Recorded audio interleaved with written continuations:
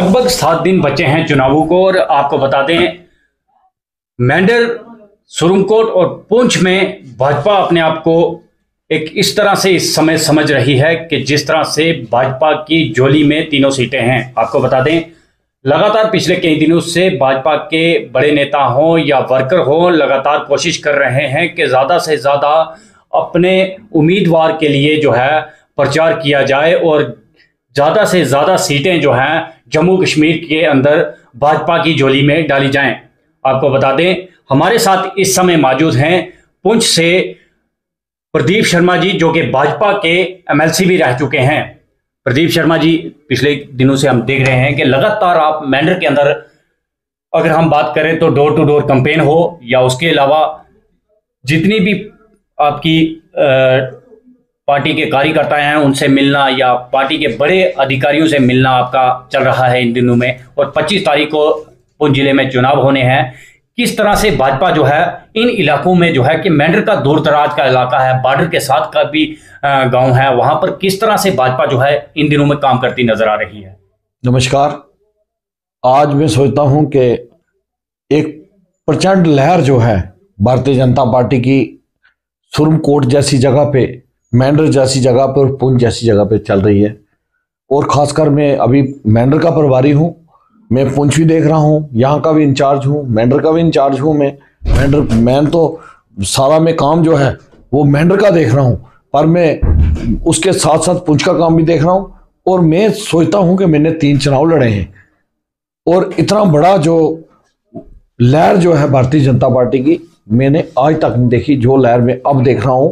और मैं आपको सच बताता हूं कि पहली बार ऐसा लग रहा है कि भारतीय जनता पार्टी मेंढर की सीट जो है वो बड़े मार्जिन से जो है वो जीत जाएगी, सुरमकोट की सीट बड़े मार्जिन से जीत जाएगी और पुंछ की सीट भी वो बड़े मार्जिन से जीतने जा रही है। और एक बात और कहूं कि होम मिनिस्टर अमित शाह जी जैसे होम मिनिस्टर जो पूरी दुनिया का नेतृत्व करते हैं, आज वो मेंढर की धरती पर भी किस तरीके वो आएंगे और कितना बड़ा देखने वाली बात होगी, कितना बड़ा जन सलाब होगा।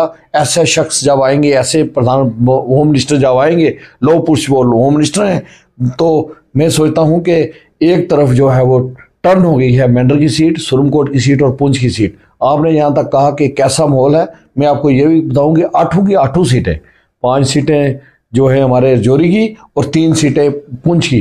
ये भारतीय जनता पार्टी इस टाइम एक भी सीट जो है वो हारने नहीं जा रही है। 8 की 8 सीटें भारतीय जनता पार्टी जीतेगी और जम्मू कश्मीर में जो सरकार बनेगी वो भारतीय जनता पार्टी की बनेगी और chief minister Bharatiya Janata party का होगा। प्रदीप शर्मा जी, देखा जा रहा है कि जब सीट लॉन्च हुई थी मेंढर की तो कुछ पार्टी के वर्कर हों या लीडर हों अपना पल्ला जो है वो पीछे कर लिया था, उन्होंने एक तरफा जो है जाने लगे थे। और देखा ये भी जा रहा था कि कुछ पार्टी की तरफ से इस तरह की आवाज़ें उठ रही थी कि जो मेंढर के अंदर कैंडिडेट हैं वो किसी अलग पार्टी में जा सकते हैं, पर जब आपको वहाँ की जिम्मेवारी दी गई तो वो पार्टी के साथ जो है जुड़ते हुए नजर आए।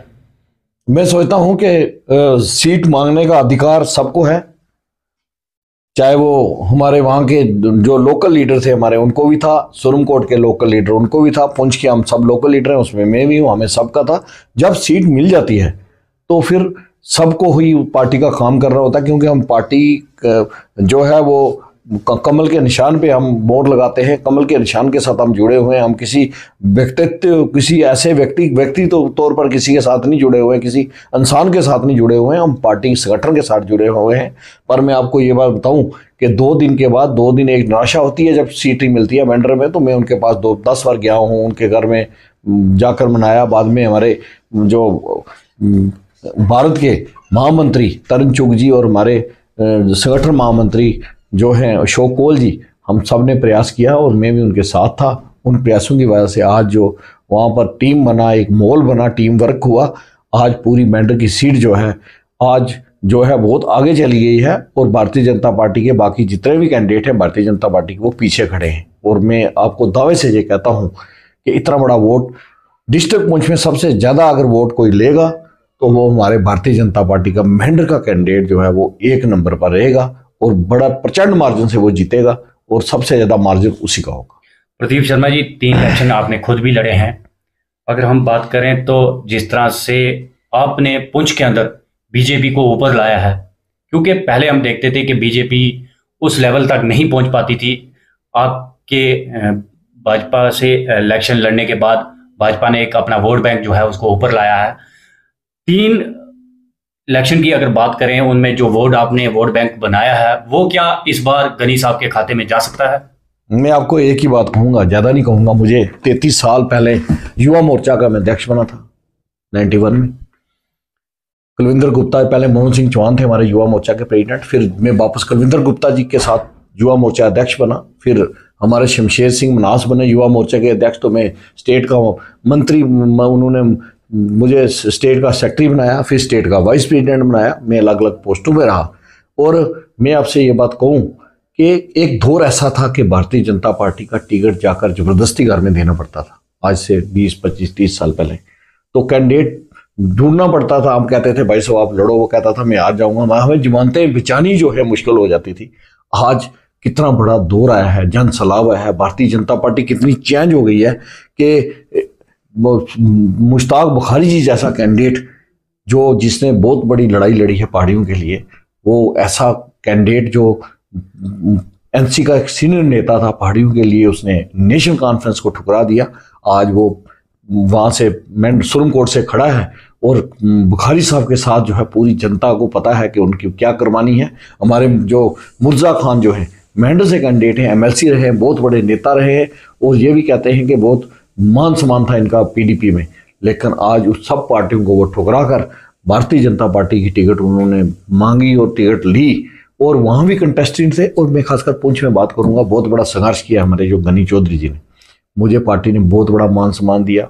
मैंने आपको बताया युवा मोर्चा में, बीजेपी में जनरल सेक्रेटरी, वाइस प्रेसिडेंट, ऐसी बहुत सी पोस्टों पर मैं रहा हूँ। मैंने अपना सारा जीवन जो है संघर्ष में गुजारा है। लेकिन 3 चुनाव भारतीय जनता पार्टी ने मुझे लड़ाए, 3 और एमएलसी बनाया। मेरे लिए बड़ा, यही बहुत बड़ी बात है, मेरे लिए फख्र की बात है कि पार्टी ने मुझे बहुत कुछ दिया। आज भारतीय जनता पार्टी, ठीक है हर आदमी का होता है कि हम भी टिकट के दावेदार हैं, लेकिन जिसको टिकट दी है वो हम सबसे बड़ा नेता है। और पार्टी ने जो कंसेंसस बना के दी है टिकट। और खासकर ये भी आपसे कहूँगा, कोई ना कोई सर्वे कराया, सब कुछ किया, और जिसकी वजह से आज आपने देखा कि हमारा कैंडिडेट जो है भारी मतों से जीतेगा। आज हर जगह पे आप मंडी जाओ, लोरन जाओ, सब्जियां जाओ, ये नंगाली वाली बेल्ट में जाओ, 5 के 5 जो ब्लॉक है, जो सिटी में आज एक मतलब बहुत बड़ा एक लहर चल रही है भारतीय जनता पार्टी, और हर दिन के साथ जो है चेंज हो रहा है और भारतीय जनता पार्टी आगे चल रही है। और भारतीय जनता पार्टी इस टाइम मैं सोचता हूं कि पुंछ में 1 नंबर है। बाकी 4-5 पार्टियां हमारे उनमें से दूसरे नंबर की ओर लगी है कि दूसरे नंबर पे कौन आएगा। शर्मा साहब, देखा गया है कि पहाड़ियों के लिए जो जद्दोजहद आपने और आपकी पार्टी ने जो की है, और कई ऐसे नाम थे जो आपके साथ दिल्ली होम मिनिस्टर साहब के पास मिलने के लिए गए, और आज वो भाजपा को छोड़कर आज़ाद उम्मीदवार के तौर पर इलेक्शन लड़ रहे हैं। और लोगों का ये भी कहना है कि कहीं ना कहीं अंदर से प्रदीप शर्मा की सपोर्ट उन्हें जो है वो मिल रही है। भाई साहब, अगर मैं ऐसी बात तो नहीं है, ये पता नहीं आपने कैसे मुझे सवाल पूछ लिया। मेरी सपोर्ट सिर्फ कमल के फूल के साथ है। कमल के फूल के साथ बगैर मेरी सपोर्ट ना किसी को मिल सकती है, ना जिंदगी में कभी मिलेगी। हमारी गर्दन कट सकती है। हम भारतीय जनता पार्टी का दामन हमने थामा है। हमें भारतीय जनता पार्टी टिकट देगी तब भी हम साथ में, कौंसिल का इलेक्शन लड़ाएगी तब भी हम लड़ेंगे, हमें मंडल प्रधान बनाएगी तब भी हम बनेंगे, पार्टी हमें बूथ का प्रेसिडेंट बनाएगी, प्रदीप शर्मा बूथ पर खड़ा रहेगा। प्रदीप शर्मा को जो पार्टी ने दिया है वो इतना बड़ा मान सम्मान है, उससे ज़्यादा भारतीय जनता पार्टी प्रदीप शर्मा को मान सम्मान नहीं दे सकती है। बाकी छोटा शहर है, इसमें आप सब जितने नेता खड़े हैं, हमारे रिलेशन हो सकते हैं उनके साथ। हमारी छोटी जगह है, सबको मैं जानता हूँ, चाहे वो हमारे आजाद जान साहब हों, मकसूद साहब हों, गनी साहब जब नहीं आए थे मैं इनको भी जानता था। हमारे जितने भी नेता हैं, भांडे साहब, मीर साहब, इनके सबके साथ रिलेशन है। जो संजीव साहब खड़े हैं इनके साथ मेरी रिश्तेदारी है। जो शर्मा साहब का बेटा खड़ा है ये भी, इनके साथ भी मेरी रिश्तेदारी है। सबके साथ हो सकता है ना। पर मेरी पार्टी सिर्फ भारतीय जनता पार्टी है और कमल का फूल है, इसके अलावा। प्रदीप शर्मा जी, जिस तरह से फारूक अब्दुल्ला साहब ने एक बयान दिया था हाल ही में कि भाजपा जो भारत बनाना चाहती है, हम उस भारत के साथ नहीं हैं, किस तरह का भारत जो है इस समय भाजपा बनाना चाहती है? फारूक अब्दुल्ला साहब जम्मू कश्मीर वाला भारत पूरे वो चाहते हैं जो जम्मू कश्मीर में उन्होंने, उनके वालिद साहब ने और इन्होंने खुद बना के रखा, इतनी बड़ी मिलिटेंसी आई, इतना बड़ा कत्लेआम हुआ, हमारे हजारों बच्चे जो हैं कश्मीर में शहीद हुए, जो फौजी जो है, और लोगों के बच्चों को भुरला कर उनको आतंकवादी बनाया। मैं सोचता हूँ कितना बड़ा जुल्म है। कश्मीरी पंडित जो हैं अपने देश से 90 लाखों की तादाद 5 लाख लोगों ने हिजरत की, ये उन्हीं की देन है। वही कश्मीर जो जम्मू कश्मीर चाहते हैं। मैं उनसे कहूँगा, गुज्जर को पहाड़ी से लड़ा रहे हैं, हिंदू को मुसलमान से लड़ा रहे हैं, मुसलमान को सिख से लड़ा रहे हैं, उनकी यही सोच है। हर चीज़ पे उनका जो है डबल स्टैंडर्ड है। एक बात वो नहीं करते हैं, उन्होंने कभी जम्मू कश्मीर की बात नहीं की, जम्मू कश्मीर को कभी अपने आप पे डिपेंड नहीं होने दिया। सिर्फ यहाँ पर लूट खसूट की राजनीति जो है मची रही। आज लूट खसूट की राजनीति जो है जम्मू कश्मीर से वो खत्म हो गई है। आज उनको परेशानी हो रही है कि भाई कि जम्मू कश्मीर कैसे अग्रसर आगे बढ़ रहा है। जम्मू कश्मीर में इतना बड़ा तरक्की जो है, जम्मू कश्मीर में 370 टूटने के बाद इतनी बड़ी तरक्की का दौर शुरू हुआ है कि आप कभी सोच नहीं सकते हो। हर पंचायत में करोड़ों रुपये आ रहे हैं, लाखों रुपये आ रहे हैं। मैं कल गया हुआ था एक मीटिंग में, यहाँ पर तो उन्होंने, जो हमारे कैंडिडेट हैं गनी साहब, उन्होंने कहा कि मैंने 270 करोड़ रुपया इन 2 ब्लॉकों में जो है वो खर्च किया है। ये कोई छोटी बात है? हम एक पोल के लिए परेशान हो जाते थे। मेरे घर में, मैं खुद लेजिस्लेटर रहा हूँ, MLC रहा हूँ, मेरे घर में लोग पोल लेने के लिए आते थे, मुझे पोल लगा के 5 पाइपें मांगते थे। भाई साहब एक्शन को फ़ोन करो, 5 पाइपें मिल जाए। छोटे छोटे रस्तों के लिए लोग तरसते थे। आज एक डेवलपमेंट का, एक हर घर में नल में जल, और हर जगह पोल, ट्रांसफार्मर खुद अगर गवर्नमेंट लगा रही है। इतना बड़े जो है वो हर जगह पे रोड बन रही है, इतनी बड़ी जो है हिंदुस्तान में तरक्की हो रही है। ये फारूक साहब को बर्दाश्त नहीं हो रही है। वो पता नहीं सोच रहे होंगे अपने सबको पटवाना है वापस, ये नल भी पटवाना है तो जल भी लोगों का बंद करना है। हो सकता है वो नया भारत जो है लाइट के बगैर सोचते होंगे हम 300 साल पीछे जाएंगे, और नया भारत वो कोई नहीं, यही नया भारत वो देख रहे हैं। सर, देखा गया है कि जिस तरह से चुनाव पास आए हैं, तो आखिरी सवाल रहेगा, मैनिफेस्टो भाजपा का सामने आ चुका है। अगर पुंछ की बात करें तो अगर भाजपा पुंछ में 3 सीटों पर विजय घोषित होती है तो पुंछ के लिए किस तरह की डेवलपमेंट, और ज़्यादातर अगर हम बात करें तो युवाओं के लिए किस तरह का रोजगार जो है वो बढ़ाया जाएगा? मैं सोचता हूं कि हमने डिमांड भी की थी होम मिनिस्टर के आगे कि पुंछ में से 2 बटालियन जो है, अब हम सब पहाड़ी हो गए हैं, पहाड़ियों की 2 बटालियन रजौरी और पुंछ में से वो खड़ी करें। हमारी पहाड़ियों के अलग से बटालियन जिसमें गुज्जर भाई भी हों, हम पहाड़ी भाई भी हों। हमारे लोग जो है बहुत बहादुर लोग हैं। एक तो ये होना चाहिए। दूसरा, एक मेडिकल कॉलेज की हमें इंतहाज जरूरत है पुंछ में। एक हमें मेडिकल कॉलेज, अगर भारतीय जनता पार्टी की सरकार बनेगी तो यहाँ पर मेडिकल कॉलेज बनेगा। यहाँ पर हमारी जो रेल का सर्वे जो है आगे भी हुआ था, रेल जो है वो जरूरी है, रेल जहाँ पर ट्रेन यहाँ पर आनी चाहिए। तीसरा, हमारा जो पीर गली वाला टनल है, ये भी काम है। शहर के बहुत से काम है, जैसे फिल्टर प्लांट की जरूरत है, मैंने हमेशा रखा है। और जहाँ पर सर्कल रोड की जरूरत है, क्योंकि शहर में बहुत ज़्यादा कंजेस्टेड हो गया शहर, यहाँ उसकी जरूरत है। और ट्रैफिक के लिए जो है बड़े बड़े जो हैं जहाँ गाड़ियाँ खड़ी करें हम ट्रैफिक के लिए, ऐसी सुविधा की जरूरत है। और मैं सोचता हूँ पुंछ एक डेवलपमेंट का दौर जो है वो शुरू हो गया, पुंछ डेवलपमेंट की तरफ बढ़ रहा है। सर, जिस तरह से रफूजी पिछले कई सालों से जो है एक मांग कर रहे हैं, जिस तरह उन्हें एक उम्मीद है सरकार से कि हमें जो है 25 लाख का जो तोहफा है वो भी भाजपा सरकार जो है वो देगी, क्या लगता है, क्योंकि आपने रफूजियों के लिए बहुत जद्दोजहद जो है वो की है, क्या लग रहा है इस बार जो है अगर भाजपा की सरकार बनती है तो रफूजियों की मांग भी पूरी की जा सकती है? भैया, सबसे बड़ी बात है कि जम्मू कश्मीर में सबसे ज़्यादा अगर किसी को नुकसान हुआ वो POJ के विस्थापित पर्सन जो लोग हैं, जो वहाँ से आए थे। हमें धोखे से, हम बेसिकली अपनी ज़मीनें वहाँ छोड़ कर आए थे, हमें इन्होंने विस्थापित घोषित किया, जैसे हमारे कश्मीरी पंडित भाइयों को किया। वो अपने घर में जा सकते हैं, हम अपने घर में नहीं जा सकते हैं। हम विस्थापित लोग हैं उनकी नज़रों में। पर पहली बार किसी गवर्नमेंट ने हमारी सुध ली, 5,65,000 रुपये हमें राशि दी। हमारा डोमिसाइल, जो हमारे POJ के लोग बाहर चले गए थे जम्मू कश्मीर से, उनको जहाँ उनका डोमिसाइल मैं खुद बनाने के लिए गया। 25,000 डोमिसाइल हमने, 30,000 मैंने खुद जाकर अपने हाथों से हमने बनाए। मैं उस टीम में काम करता हूँ। और मैं आपको ये कहूँगा कि बहुत बड़ा स्मारक यहाँ कटरा के पास, बहुत बड़ा स्मारक जो है भारतीय जनता पार्टी जो है वो उन जो लोग हमारे शहीद हो गए थे, जो हमारे वहाँ लोग हैं, उनके नाम पर बहुत बड़ा स्मारक बनने जा रहा है।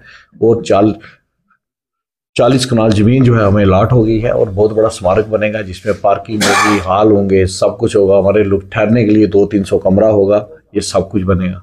फिर तीसरी बात, हमारा पीओजेके के रिफ्यूजियों का जो विस्थापित पर्सन है उनका एमएलए जो है वो, क्योंकि हमारी 24 सीटें वहाँ पर रह गई हैं, खाली हैं, एक सीट हमें उन्होंने अलॉट कर दी है, वो नॉमिनेटेड होगी। पहली बार को पीओजेके की आवाज़ उठाने वाला एक एमएलए हमारा इस असेंबली में जाएगा। ये आप सबके लिए मुबारक की बात। कहीं ये भी आवाज़ चल रही थी कि वो एमएलए प्रदीप शर्मा होगा। नहीं, वो पार्टी ने बनाना है, वो प्रदीप शर्मा को बनाएंगे या किसी को बनाएंगे, वो पार्टी ने बनाना है, वो प्रदीप शर्मा ने नहीं बनाना है, वो बड़े लेवल की बात है।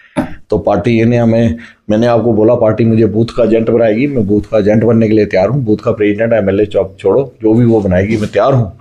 पार्टी के साथ हमेशा खड़ा रहा हूँ और खड़ा रहूँगा। उन जैसी जगह पे पिछले 30 साल हमने दे दिए। तब नेशनल कॉन्फ्रेंस, कांग्रेस और पीडीपी इनकी सरकारें होती थी। हम तब नहीं डगमगाए जब ये लोग थे, हमारे पास साथ कोई नहीं होता था। मैंने आपको कहा एक टिकट जो है वो भारतीय जनता पार्टी आकर जबरदस्ती किसी के गले में मरती थी, आपने चुनाव लड़ना है। हम तब भी भारतीय जनता पार्टी के साथ डटे रहे। पार्टी ने जहां जो काम दिया, जो टारगेट दिया, जो हमें बोला, हमने वो अचीव करके पार्टी को बताया। आज तक हम खड़े हैं, हमेशा खड़े रहेंगे। ये मेरे लिए कोई बड़ी बात नहीं है कि पार्टी मुझे एमएलए, पार्टी मुझे एक वर्कर भी समझे, मेरे लिए बहुत बड़ी बात है। ये थे हमारे साथ एक्स-एमएलसी प्रदीप शर्मा जी, जो कि मेंढर, पुंछ और सुरंगकोट के बीच अपना जलवा जो है वो दिखा चुके हैं। और आपको बता दें, लगातार प्रदीप शर्मा मेंढर के साथ साथ पुंछ में भी जो है प्रचार करते हुए नजर आ रहे हैं। 25 तारीख को पुंछ के अंदर चुनाव हैं और सभी पार्टियां जिस तरह से अलग अलग जगहों पर जाकर प्रचार कर रही हैं, उसी तरह के लिए प्रचार जो है वो कर रही है। और देखा यह भी जा रहा है कि 21 तारीख को पुंछ में अमित शाह का दौरा भी है, उसको लेकर भी तैयारियां जोरों शोरों से चल रही हैं। ये थे हमारे साथ प्रदीप शर्मा जी, जिन्होंने खुलकर अपनी बात जनता के सामने रखी। शहजाद भट्ट के साथ सनी शर्मा, पुंछ।